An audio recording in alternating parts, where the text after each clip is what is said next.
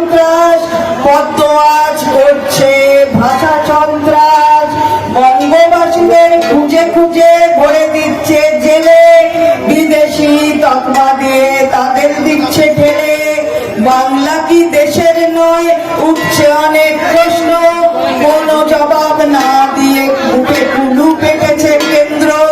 বাংলাকে বঞ্চিত করে বঙ্গবাসীদের অসম্মান, বঙ্গবাসীরা কোনোদিন এদের করবে না সম্মান।